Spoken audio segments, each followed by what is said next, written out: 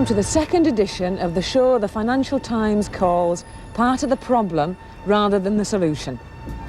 Well, speaking of solutions, this programme begins with crime. One of the most popular new characters in feminist fiction is the lesbian detective, travelling the mean streets of murder, skullduggery and lesbian politics. Over on the mainstream crime shelves, things are changing too. 25 years after her debut mystery, one of Britain's best-selling crime writers, Ruth Rendell, has returned to the lesbian theme in The House of Stairs. It's an arresting account of one woman's obsession with another. Tonight, we talk to Ruth Rendell about that book, and we also meet the American creators of two most intrepid investigators. I write detective fiction because I was tired of reading about men who fucked and drank and detected their way through exciting stories. I wanted to write about women who fucked and drank and detected their way through exciting stories.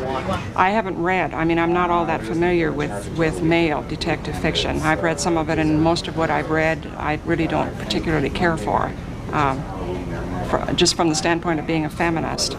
I used a lesbian character, or perhaps two lesbian characters in The House of Stairs, not especially because I had any idea of doing something shocking or outrageous. I just felt that it was another kind of love that I wanted to show in this book.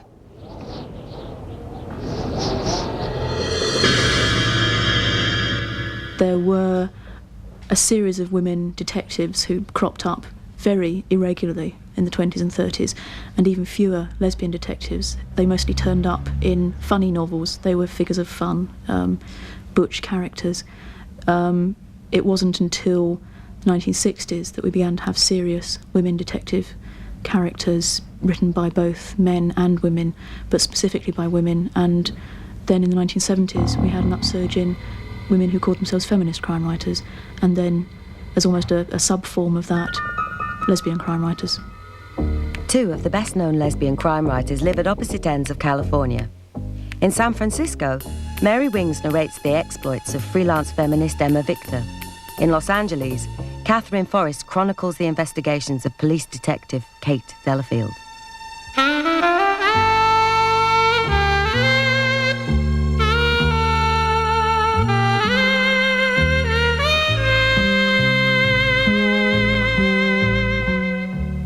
She made a U-turn around the median strip on Santa Monica Boulevard and found a parking space in front of the neon-lit massage parlor next to the Palms. The entryway was festooned with signs, among them a boldly lettered warning that 2 pieces of ID were required, including one with a photo. Deafened by the blasting music, Kate followed Andrea into a long, narrow room, dim and cool, acrid with the smell of beer and smoke. It's going to take a lot, so I hope that they get it going very soon. Murder at the Nightwood Bar is the story of Kate Delafield's investigation of the murder of a very young woman who was 19 years old. Her name is Dory Quillen, who was found murdered in the parking lot of the Nightwood Bar, which is a lesbian bar in Los Angeles. Katherine Forrest writes what in the trade are called police procedurals. That is, she has a police detective who is Kate Delafield. She's a professional policewoman, and her cases, you're given the information as she discovers it. That's a classic police procedural. Kate Delafield came on the scene as the investigating officer in Amateur City, and she was the one that captured my imagination, and she sort of took over the book. Much to my amazement, I had absolutely no intention whatever to ever do a police procedure. It was the farthest thing from my mind. I hadn't been any closer to anything related to the police other than getting a traffic ticket.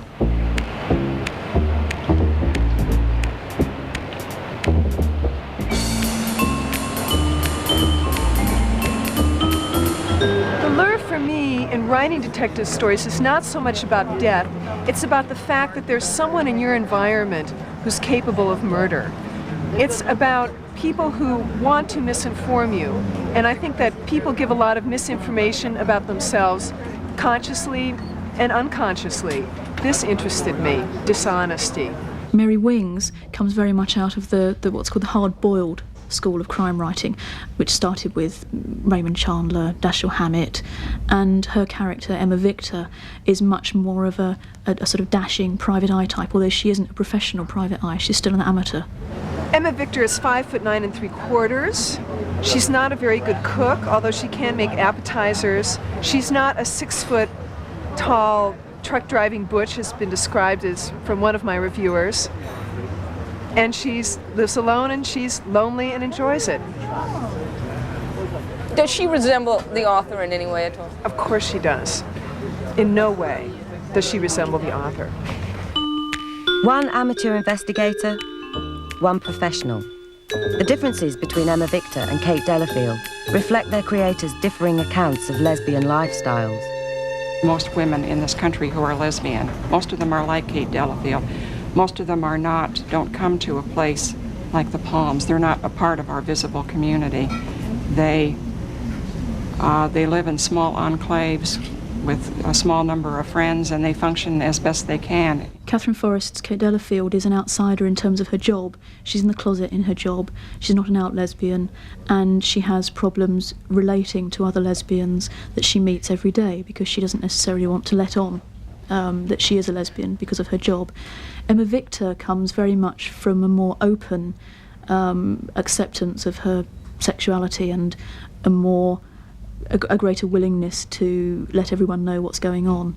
And it's very obvious that they come from very different strands of the lesbian community.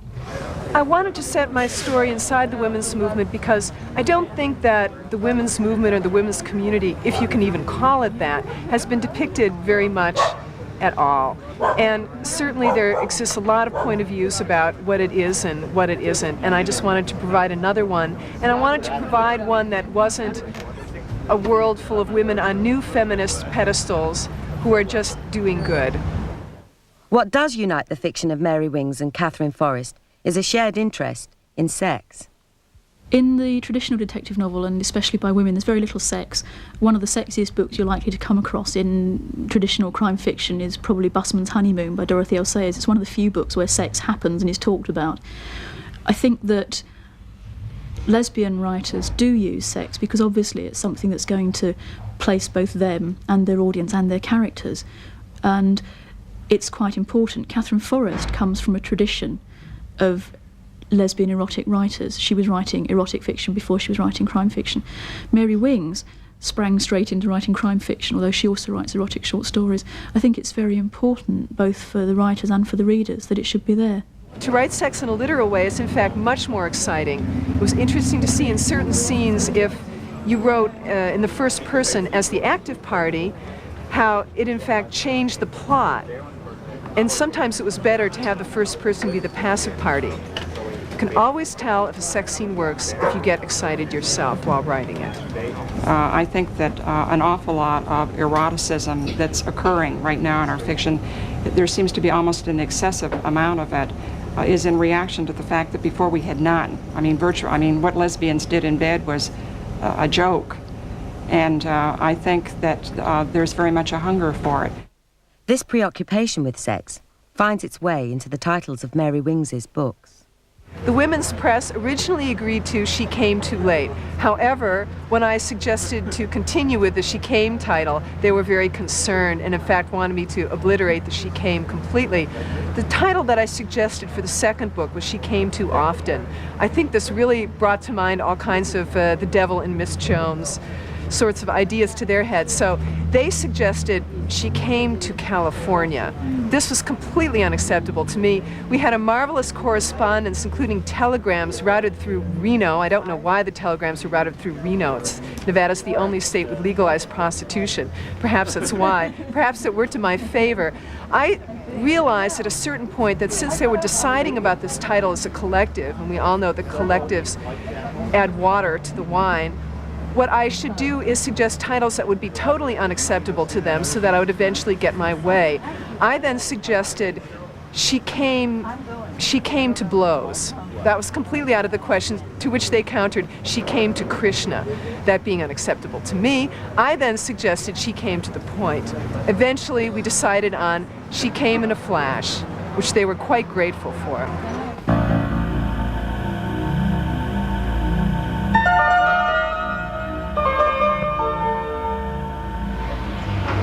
In The House of Stairs, lesbian love is the prelude to murder, just as it was in Ruth Rendell's first mystery. But her new novel, published under the pseudonym Barbara Vine, treats the subject very differently.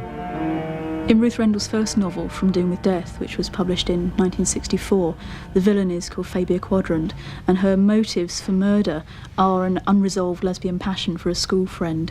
And when that was published in 1964, that would have been very shocking, and clearly it would have been a much more exciting thing to have in a novel than a straightforward murder.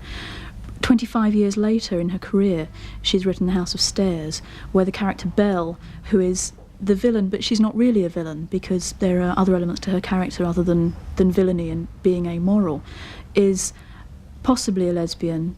That's just one aspect of the relationship she has in the books. From Doom with Death is a detective story, absolutely within the genre, the first of the Wexfords.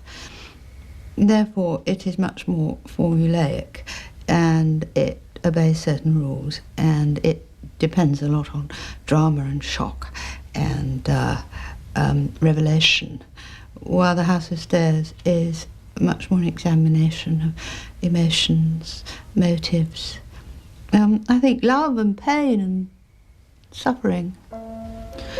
Elizabeth is the narrator. She is a young woman looking back on her love for two women, really, a much older woman whom she makes her mother, and who is devoted to her, and whom she loves very much, the owner of the House of Stairs, and Belle, who is a young woman that, almost in spite of herself, she falls in love with and has an obsession about for years. I think The House of Stairs is attractive for a lesbian audience because you'd have a relationship which, while ultimately being destructive because one of the characters is the murderer, it's also tender. And that's quite unusual for one of Ruth Rendell's novels. There's not a lot of sex in Ruth Rendell's novels anyway.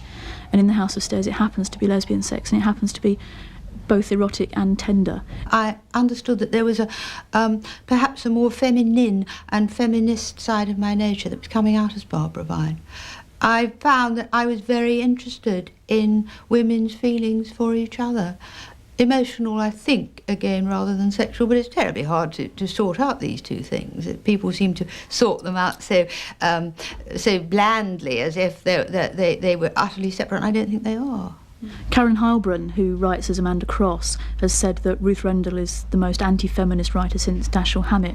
Ruth Rendell disputes that hotly, and it's quite a surprise when you consider the picture of alternative sexuality and a lot of the women villains that you have in Ruth Rendell's novels, that she is a favourite amongst women and certainly amongst feminists. I think the only possible way it can be explained is that quite often, even when her murderers, her women villains, are stereotypes or they're somehow unpleasant and amoral, they're still strong and very interesting. Belle has a lot of feeling and a lot of passion. She is amoral, and I think that's perhaps the best way of describing her. She's also very beautiful, and she excites a lot of people by her beauty and by her strange, cold, indifferent, and yet sometimes very enthusiastic manner. I like her. I felt that she was one of my characters that came off, that was successful.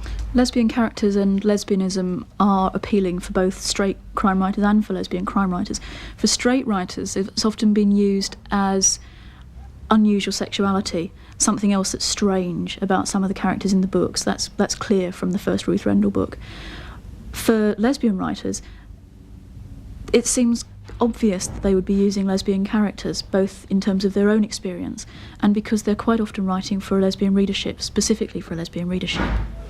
I think that detective novels and homosexuality are really bound together in an integral way.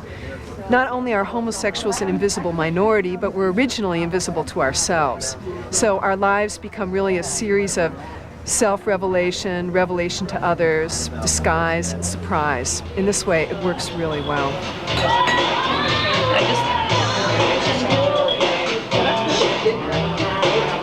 The relationship between homosexuality and detection, I think that you could say that some of us get rather good at it in our personal lives, especially when we're in situations, when we're in a very closeted world, that we learn to look for and pick up the cues from one another. That kind of thing, that can be a real matter of detective work. I was going to buy one. I think because as a lesbian, and as a woman, we're always dealing with certain levels of disguises. What is drag? What is not drag? When we choose to be in drag, is it really drag anymore? And dressing up is fun, but it's also been used against us a lot. It's a continual theme in our lives. The event I was looking forward to was private, and I was going to have to earn an invitation. I smoothed down the carefully ironed black dress. Pressing it flat was like trying to iron an origami bird. Just as I completed one shoulder, I'd be wrinkling the other. I might as well wear a paper envelope. I put on the black stockings and some stilettos. When I noticed little black hairs poking through the stockings, I peeled them off and sat on the edge of the bathtub and shaved my legs. Before I went out, I checked in the full-length mirror on the closet door. I pulled off the jacket and lifted myself on my toes and twirled. High heels make you do that sort of thing. The feet don't think for themselves anymore. The dress circled out slightly with the movement. The platform shoulders were balanced by my fluffy hair. I saw it was good. I was a girl. The sexual investigation in these new novels may offer a reprieve to what some see as an outmoded form. The form I believe is becoming stale is the detective story. Pure and simple. I think the only person, to my mind, who is writing detective stories which transcend the genre and become novels is P.D. James. Otherwise, I think we have here a genre that has lived out its useful life. I think that lesbian writers are extending it and are going to enable it to go forward in a whole series of new directions, both in terms of characters, both in terms of psychology, and in terms of different sorts of plots and different sorts of investigation. Investigation in lesbian and feminist thrillers can mean investigating politics, it can mean investigating ideas, not simply investigating a crime.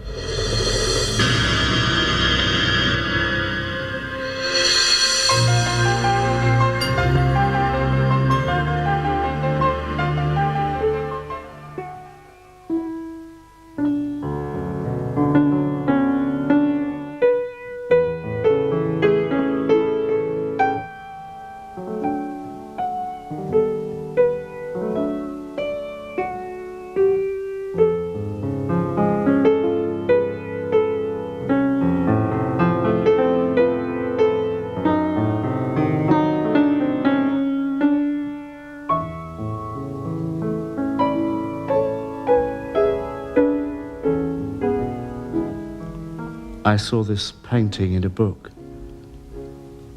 and as soon as I saw it, well, there was just something about the way he looked at me. I wanted to know all about him.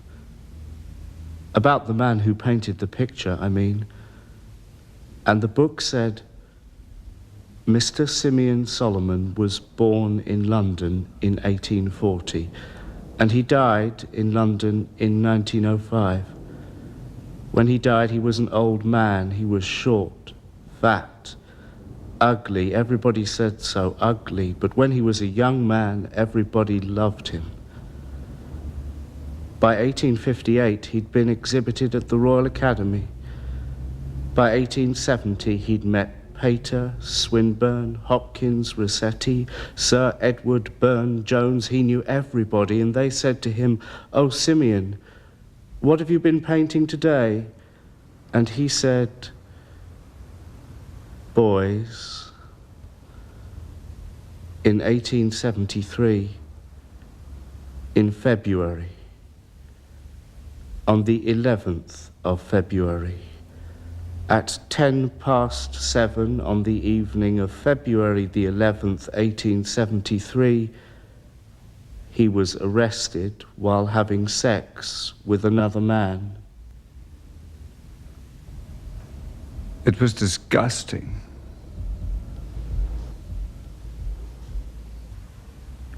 All he ever painted was boys. It was disgusting. Boys dressed in silk. Boys dreaming. The most beautiful boys in London. And do you know he never apologized for what he'd done? Never. Never. He became a beggar.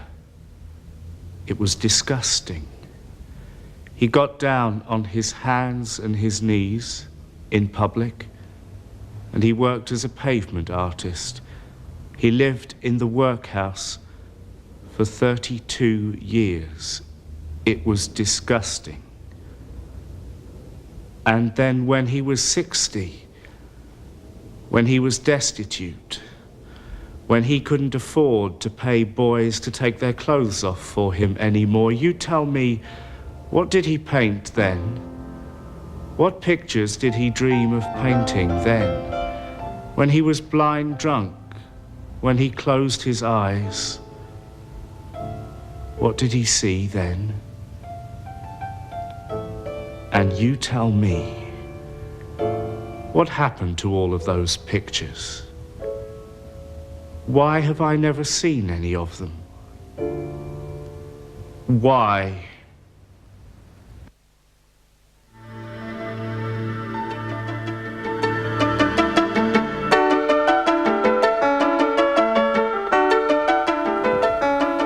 Women in Vermont, like women all over the world, are struggling with the butch-femme question.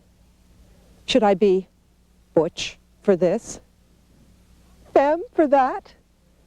Sometimes it's necessary to change clothing 20 to 30 times in a single day. It's exhausting, and it's driving me nuts. Whoever decided that this is a femme job? Do you think this is appropriate clothing for this?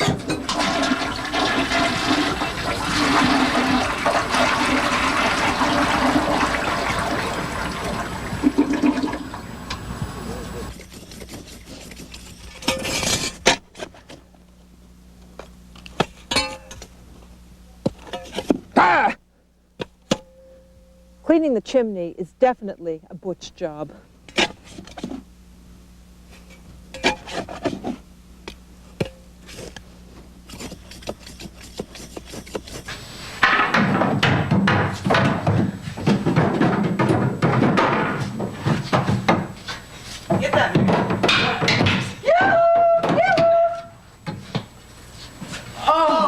Jeez! Oh, gal, you're so archaic. You don't need to wear that stuff anymore. Did we used to look like that? Oh, thank God we don't have that old low definition stuff anymore. Look, gal, just wear what's comfortable and forget that roll shit. Look at this. Are you comfortable in that, Mary? How long does it take you to get dressed? I just threw this on this morning. And this is a lovely dress, and it's just perfect for our kind of work. What kind of work is this, anyway? Deconstruction! Deconstruction? Grab a tool, get to work. How does it go? Like this? Go for it. No, look. Yes, go! Give it a little voice. I can't.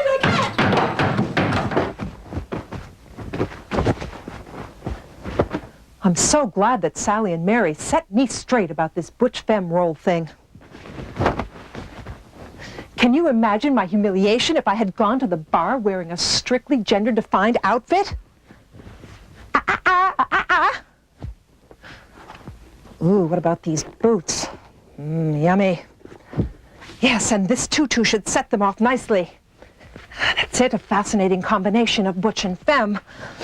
Yeah, okay. Yeah, I'm looking good. Now, where are those handcuffs?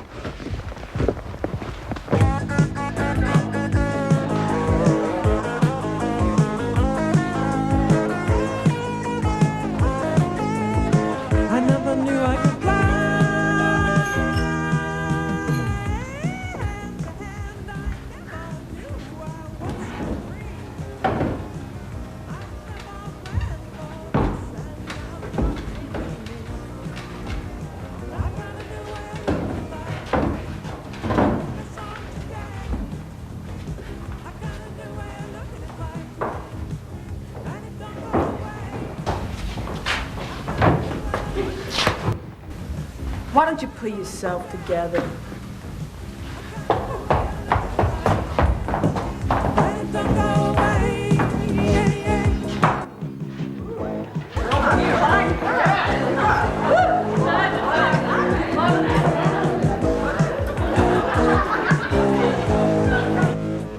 That settles it.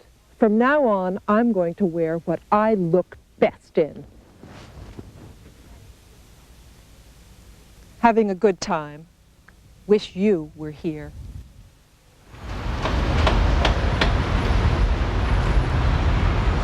At first sight, South Africa may not seem an obvious place for gay politics, but increasingly, gays and lesbians are not only coming out, they're making their presence felt on all the front lines of resistance against apartheid.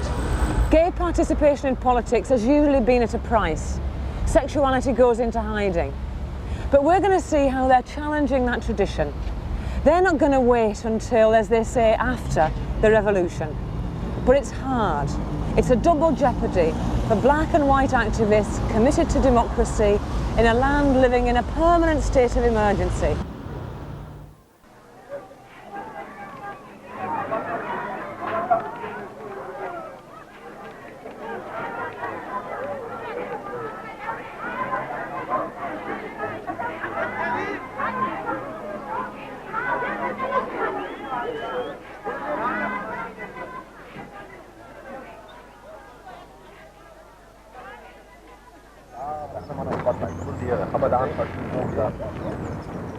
You know that the government wants to call me up to fight for them.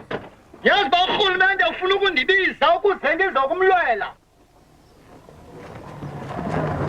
is it. Okay. To fight like in Sebokeng or like here to fight the people of this country. And I say to them now, as I've said to them before, I will not fight. Morning. Good morning. You are? Lieutenant Tom. What is happening in South Africa is that there is a growing amount of involvement on the part of young white activists. The anti-conscription movement is growing. The willingness of young whites to suffer the consequences of not going to fight for an apartheid regime. That on the one hand.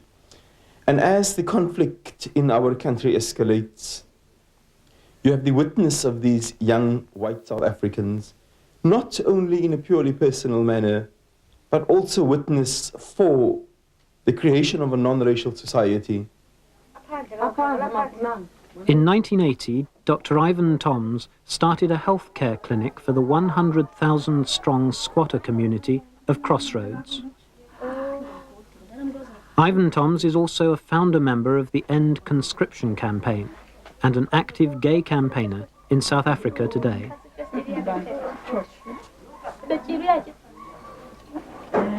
He made an impression as a very caring white person in the South African situation, very perceptive and compassionate.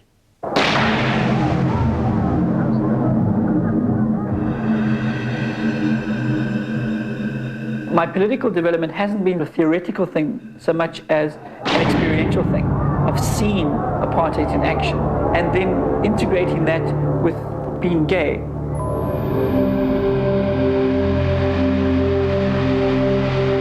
The white gay community is in a sense, it's quite embarrassing how much they won't identify, they won't understand the fact that they need to identify their oppression with the oppression of the majority of blacks in this country. And in uniting those two oppressions, working towards a new South Africa where gays are accepted as are blacks, as whole people. And most white gay people and lesbian people don't make those links. You're not accepted as a gay person. People deny that you can be who you are. And in a sense, that's the same as apartheid, where apartheid's denying the humanity of black people.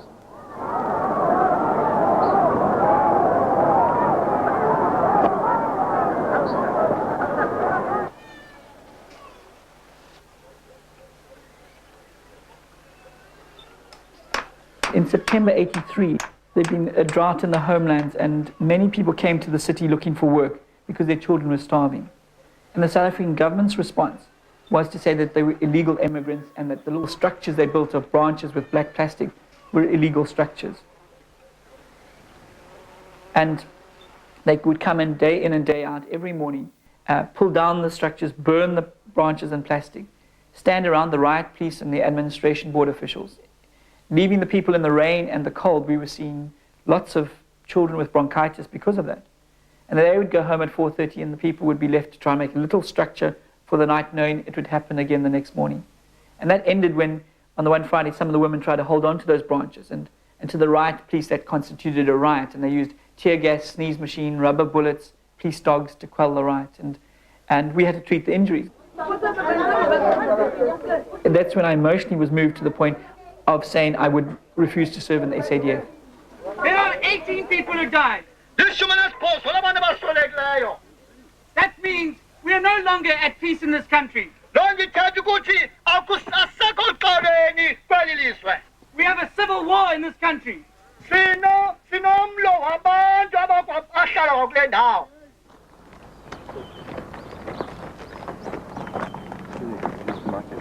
Put on this brown uniform is really to identify with that system. I mean, to just be part of apartheid, to defend apartheid rather than ever to defend South Africa. So I'm giving it back to them because I'm never going to wear it.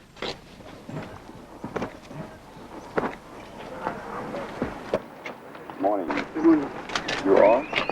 Lieutenant Toms. You can come in. Just report the police. Right, so this is my lawyer, Mike Evans, and my priest. Mike Evans from Evans. Pleased to meet you, but he can't come. You know that you've had many letters from my lawyers that I am reporting for service and refusing to render service, and I need my legal representative. You report inside. Lieutenant Toms, there's not a problem. We'll take you to the reporting point, mark you present. You can then legally request your legal representation, and your man will be allowed. No, but not at this stage. Okay, so you want me to report there, and then you want him, he'll wait here, and he'll then be brought to you when I request him formally to the appropriate officer, and we will fetch him and bring him to you. Okay. Okay, all right. very much. Thank you very much. Thank you. We win our political credibility by virtue of our commitment to the struggle, but that doesn't win us an entry into the hearts of people. Ivan's nature, his character, his gentleness, the amount of warmth that he exudes, the extremely good vibes that he gives off when he enters a room. All of this makes Ivan an exceptionally lovable person. In the state's position from a President's Council report recently was that, they're really concerned that there's an increase or an increasing acceptance within the community of homosexuality, and that this must be stamped out, that it's a major social deviation and must have stronger repression of lesbians and gays.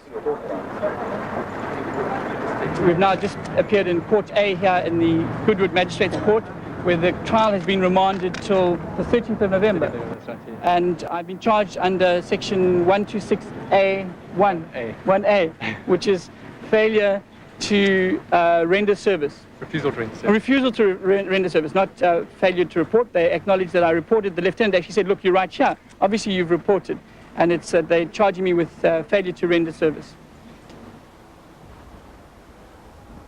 I'm sure one of the reasons why they've gone for me as the first objector is perhaps their anger at me as a gay person, being so confrontative and brave, really, that to them, the South African Defence Force and to the South African government, gay people and lesbian people are cowards.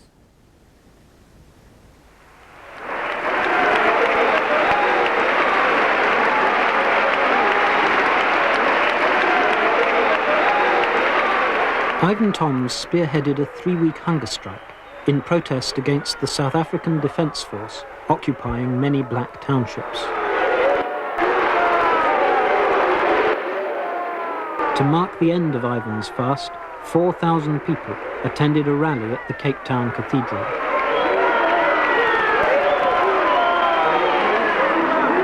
I'd just like to say at this stage, thank you.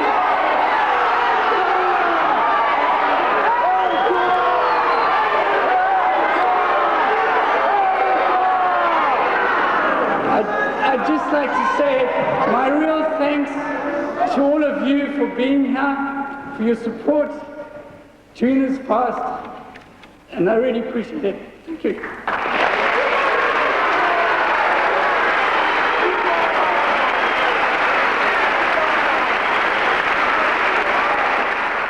I'm a member of OLGA, which is the Organization of Lesbian and Gay Activists, and we're committed to a number of things. We're committed to raising the profile of lesbian and gays within the struggle, of supporting lesbian and gays who are involved in the struggle in their coming out within their organizations, supporting people like myself who might end up in prison as prisoners of conscience within the struggle, and trying to also take progressive ideas and political positions into the gay and lesbian community, to actually politicize the lesbian and gay community.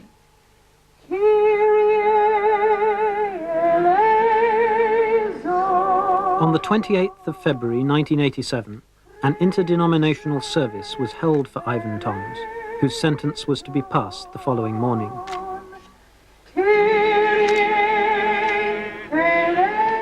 Ivan was the first person to be tried for refusing to serve in the South African Defence Force. Look at the people you have brought together, Ivan. It's beautiful. The fact that there are now progressive lesbian and gay organizations in South Africa, both black and white, has meant that the ANC for the first time, in a sense, has realized that the lesbian and gay constituency is a constituency within this country and internationally, and have realized also that you can't be against oppression of people on the grounds of race and then be for oppression on people on the grounds of their sexual orientation. They've seen that that's illogical. In a country where all white males are required to do 2 years national service, Ivan's example has inspired a group of 143 white men to refuse conscription. The numbers are growing. I said in church today, if we go to jail, we are in very good company. So I want to tell you, thank you for your witness and thank you for what you mean to all of us. God bless you. Dr. Ivan Toms was sentenced to 3 years imprisonment. This is the maximum sentence imposed by the state for refusing to serve in the South African Defence Force. Lana Sakon, if you could tell us what you feel about the sentence imposed on Ivan Toms. I mean, I think it's quite vicious, first of all, that someone like Ivan had to appear in court at all on a thing like this. Secondly, if it wasn't for all the political things aside, I mean, just the wonderful person that Ivan is, he's sacrificed for the community, the tremendous life that he's given for the community, that life has to go and just be wasted for the next 2.5 years or whatever, or more. I think it's a reflection of the greater tragedy of our country.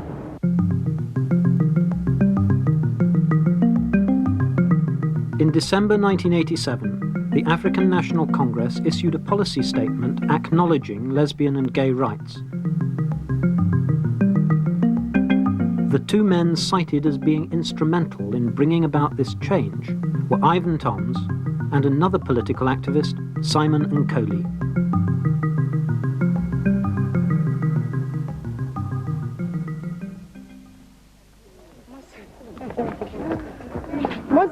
On June the 30th, 1987, the 22 Delmas treason trialists were released on bail after 3 years in prison. These trialists are held responsible for the unrest in the Vaal region in 1984, which was to spark off the current upsurge of resistance in South Africa today. One of the 22, Simon Nkoli, is also a leading gay activist. We were not able to interview Simon, as his lawyers felt it would jeopardize the forthcoming trial. There were, however, many people who wanted to talk about him. The society we live in is sort of very male, and even many of the activists also tend to be sort of quite macho. And the question of gay rights in this country is hardly on the political agenda. The way Simon related to people largely overcame some of the concerns about his sexuality. But he never said, you know, me being gay is more important than me being political, or the other way around. I mean, for him, these were issues that one needed to be concerned about and one needed to care about, and Simon did and was concerned about it, and he did care about it. Simon, I think, is a very brave person. He was arrested, as the world knows, not on any gay charges or anything, but in his trial he brought up a lot of the gay events deliberately because I think he realized the need to foreground the gay struggle and also to place the gay struggle alongside other struggles. And the fact that somebody who is openly gay is actually a part of such a trial has forced very, very many black activists and ordinary community figures to think very, very hard about the casual way in which we have been rubbishing gays. The black gay community in South Africa as a whole, we've got a lot of respect for Simon Nkoli, the reasons being that he was the very first gay activist, or let's say a black gay activist in South Africa. And when he was detained or when he was arrested, the organization that was there then, which was mainly for black people, such as a group, collapsed. One of the first things Simon did on his release from prison was to reform the black gay group in Johannesburg. In 1984, Simon initiated the first gay group in Soweto. This led to many others starting up in townships around the country. Some of these are still active today.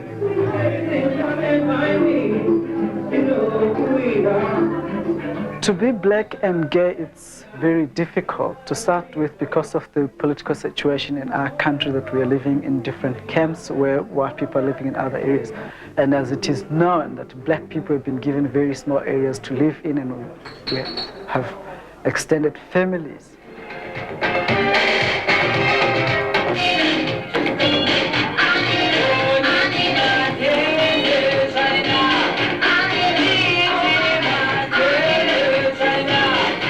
So to come out of your family and talk and tell them about your sexual orientation, you never know what kind of response you're going to get. It's either you're going to be kicked out of the home and you'll end up nowhere. Therefore, we tend to feel that it's better to be in our own community. It's very important because that's where your people are, and that's actually where people can support you in times of need.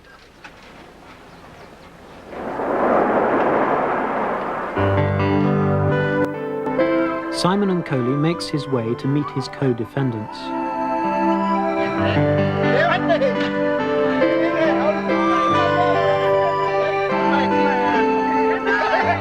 On 15th November 1988, the Delmas trial resumed. This has been South Africa's longest treason trial and is seen as the trial of the democratic movement in South Africa today.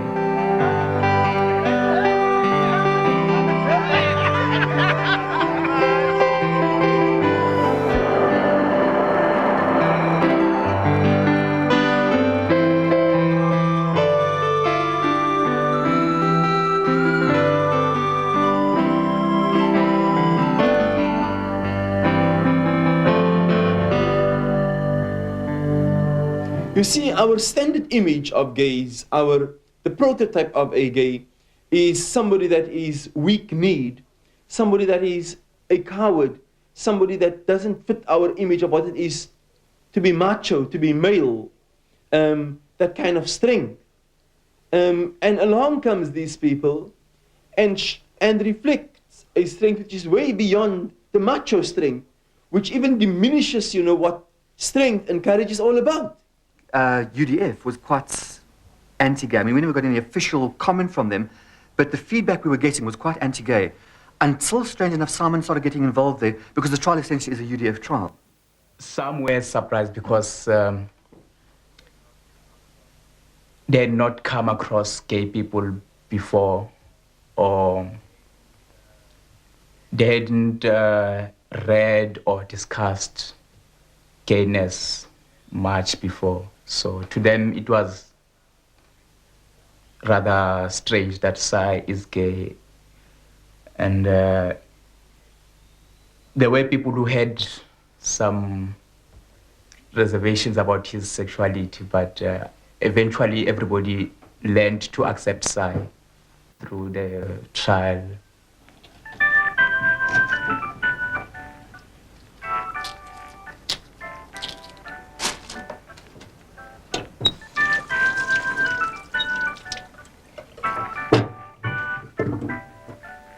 the local gay organisations didn't respond very well, and they didn't give him much support at all. Exit, for example, which is the gay magazine, wrote this article which I thought was very offensive, and I was very upset about as well, where they cautioned their members against supporting Simon Nkoli because he wasn't just charged with political offences, he was also charged with 5 counts of murder. And we actually wrote a letter. Well, I wrote a letter on Si's behalf, or we wrote it together, and pointed out the fact that, in fact, the murder charges did not, even the state had never alleged any direct participation of any of the accused in the murder charges. It was all very indirect, that the accused should have foreseen that these murders would take place.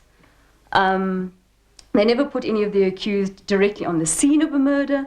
It's just that by their speeches and by their protests against town councillors, they should have foreseen that this might happen. The bail conditions imposed on Simon were stringent, isolating him from his family and community and requiring him to report daily to the police station. As the final days of the case approach, Simon spends his time checking court evidence.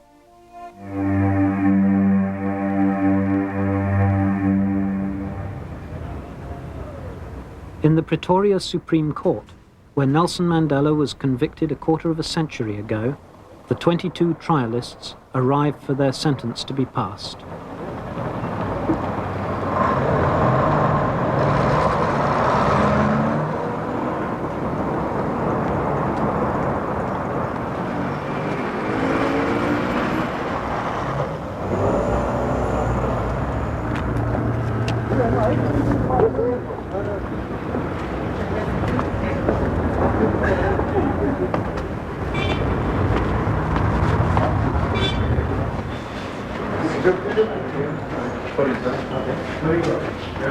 If one agrees that ultimately our struggle is about people, then the various forms of oppression that they experience as people must be taken into account.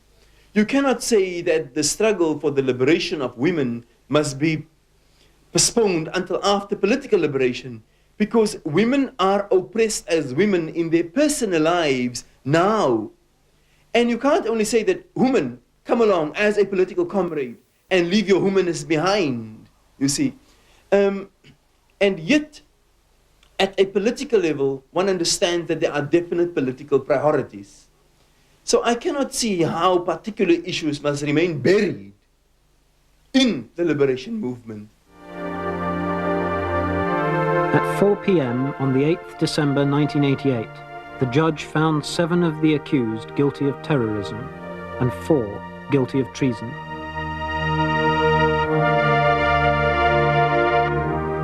The wife of one of those convicted leaves the court supported by Simon Nkoli, one of the 8 set free.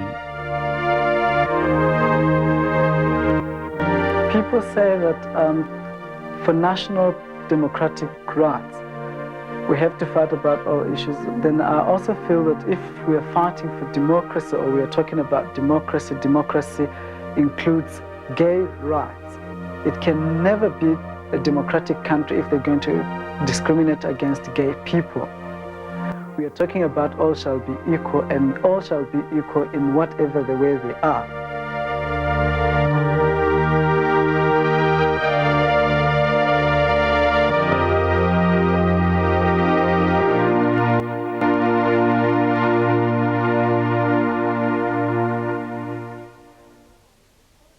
Ivan Toms is currently on bail awaiting his Supreme Court appeal against that 3-year prison sentence.